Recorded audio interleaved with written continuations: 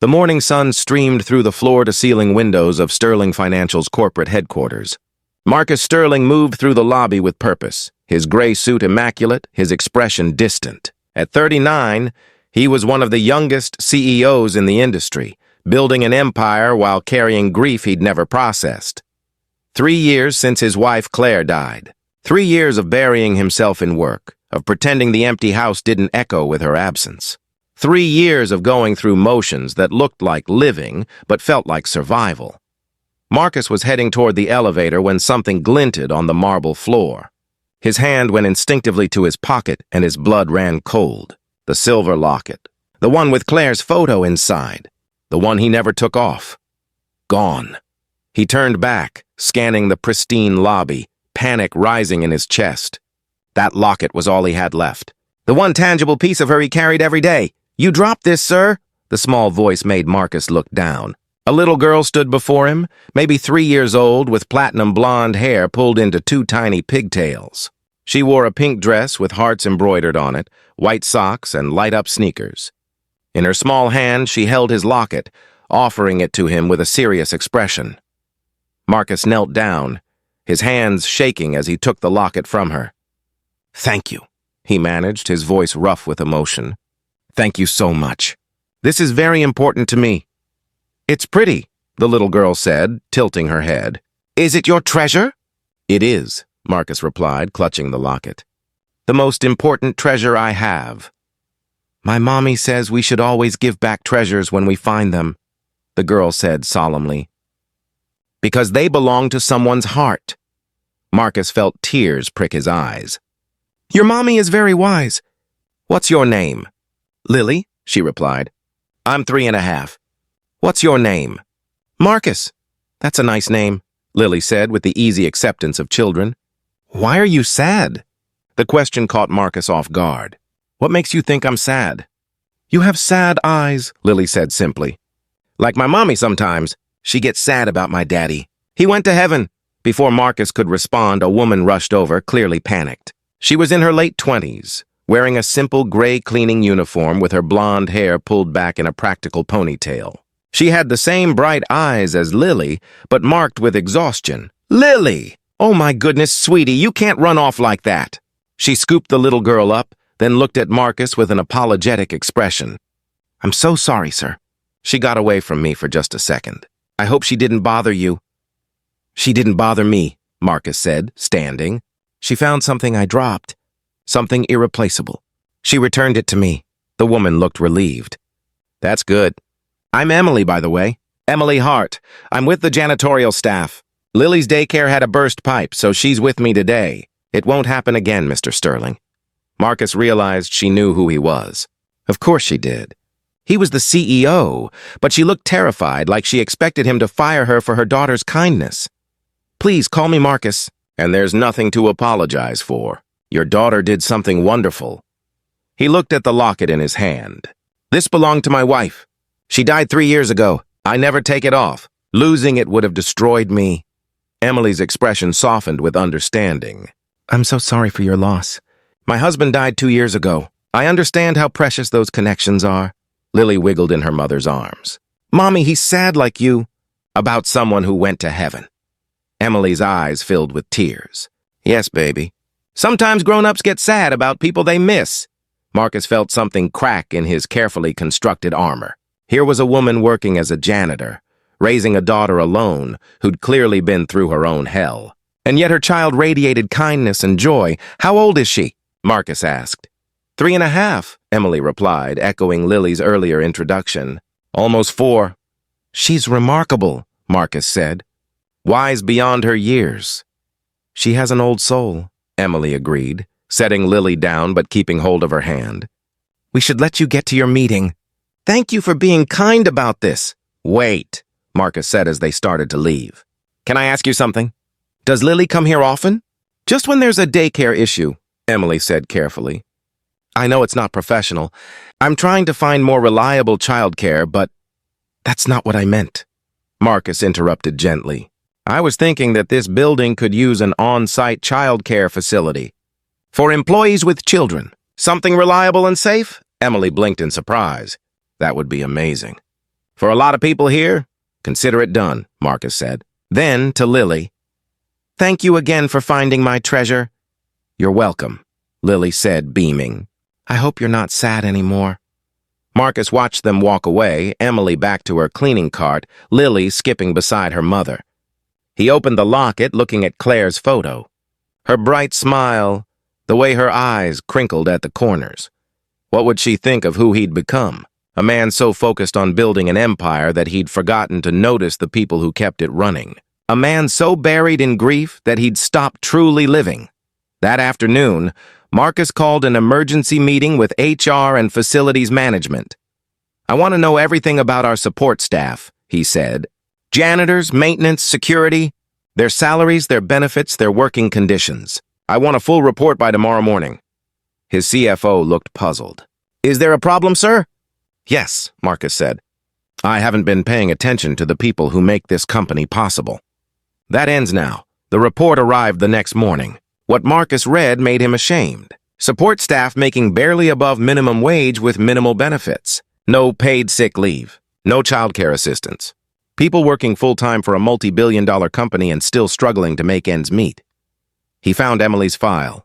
Single mother, working nights as a janitor after her day job as a medical assistant, fell through when her husband died and medical bills bankrupted her. She'd been with Sterling Financial for 18 months, never missed a shift. Received excellent performance reviews, and she made $32,000 a year in one of the most expensive cities in the country. Marcus made a decision that day, not just about Emily, but about how he ran his company. He'd built an empire on the backs of people like her, and he'd never even seen them. 2 weeks later, Marcus held a company-wide meeting. But this one was different. He invited everyone, every employee, from executives to maintenance staff. Emily stood in the back with other janitors, looking uncomfortable in the sea of business suits. 3 years ago, I lost my wife, Marcus began. In my grief, I threw myself into work. I built this company into something impressive, but I lost sight of something important, the people who make it possible. He pulled out the locket, showing it to the assembled crowd. 2 weeks ago, I dropped this in our lobby. It contains the only photo I have of my wife. I would have lost it forever if not for a 3-year-old girl who found it and gave it back. She told me we should always return treasures because they belong to someone's heart. He paused, looking directly at Emily in the back. That little girl's mother works the night shift cleaning our offices. She makes $32,000 a year. She has no benefits, no sick leave, no childcare assistance. And yet she raised a daughter who understands the value of kindness better than I do. Murmurs rippled through the crowd. Effective immediately, we're restructuring how we treat our support staff. Wages for all janitorial, maintenance, and security staff are being doubled. We're implementing full benefits packages, including health insurance and retirement plans. We're opening an on-site childcare facility available to all employees at subsidized rates. And we're creating education scholarships for employees and their children who want to pursue degrees. The room erupted in applause. Emily stood in shock, tears streaming down her face. After the meeting, Marcus found her in the hallway. "I don't understand," Emily said, wiping her eyes. "Why would you do all this?" "Because your daughter reminded me what my wife always tried to teach me," Marcus replied.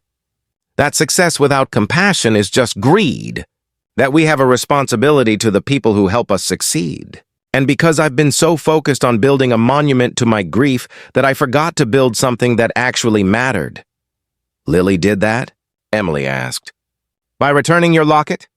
"She did more than that," Marcus said. "She saw me, not as a CEO or a boss, but as a sad person who needed kindness. That's rare. And it's entirely because of how you've raised her." Emily shook her head. "I'm just trying to survive. To give her a stable life after losing her father. Some days I feel like I'm barely keeping my head above water." "Not anymore," Marcus said. He handed her a folder. "This is a new position we're creating. Director of Employee Services, coordinating the childcare facility, managing the scholarship program, serving as liaison between management and support staff. Salary is $85,000 to start, with full executive benefits. I'd like you to take it." Emily stared at the folder like it might disappear. "I'm a janitor. I don't have a degree. I'm not qualified." You're a single mother who's kept yourself and your daughter afloat while working night shifts for poverty wages, Marcus interrupted. You understand what our employees need better than any business degree could teach. You're the most qualified person I know. I don't know what to say, Emily whispered. Say yes, Marcus replied, and let me give you and Lily the stability you deserve. 6 months later, the Sterling Financial Childcare Center opened on the building's second floor. Bright, safe, staffed with certified educators. Lily was one of the first enrollees, and she loved it. Emily thrived in her new role, implementing programs that genuinely helped employees. A food pantry for staff struggling to make ends meet, flexible scheduling for parents, mental health support, and Marcus, he started leaving work at 5 instead of 8. Started volunteering at the childcare center, reading stories to kids during his lunch break. Started living again instead of just surviving his grief. He and Emily became friends, then close friends. She understood his loss in a way few people did. He understood her struggles in a way his previous privileged bubble never could have.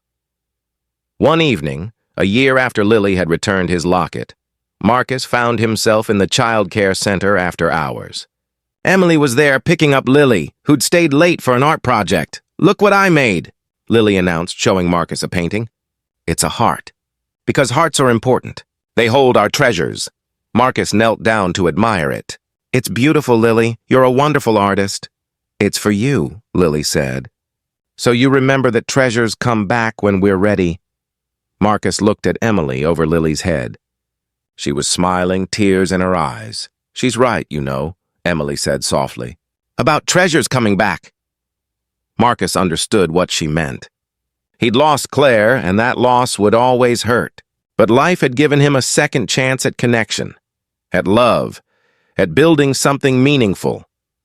Thank you, he said to Emily, then to Lily. Both of you, for giving me back more than just a locket, for giving me back my life. 2 years later, on a spring morning, Marcus stood in his office looking at a photo on his desk, not replacing Claire's memory, but adding to it. Emily and Lily at the beach, laughing as waves crashed around them. Next to it, the locket, still containing Claire's photo. Emily entered with coffee and the morning briefing. She'd become not just his director of employee services, but his partner in every sense. They'd built something beautiful together, not replacing what they'd lost, but honoring those losses by living fully. Lily wants you to have lunch with us today, Emily said. She's made you a friendship bracelet in art class. I wouldn't miss it, Marcus replied. He thought about that morning 3 years ago. A grief-stricken CEO who'd dropped his most precious possession. A little girl who'd picked it up and given it back. A chance encounter that had changed everything. Sometimes we lose our treasures so we can learn what truly matters. Sometimes grief has to break us open before grace can enter. And sometimes the most important things we find are the things we didn't know we were looking for. Lily had told him treasures should be returned because they belong to someone's heart. She'd been right. But she'd also taught him something else, that hearts can hold more than one treasure. That love doesn't replace love, it multiplies it. That endings can become beginnings if we're brave enough to open our hands and let go. If this story touched you, please like and share it with someone who believes in second chances and unexpected grace. Subscribe for more stories about finding hope after loss. Comment below about a time when a small act of kindness led to big changes, or when losing something precious helped you find what truly mattered. Your story could help someone else believe that even in grief, beauty can return.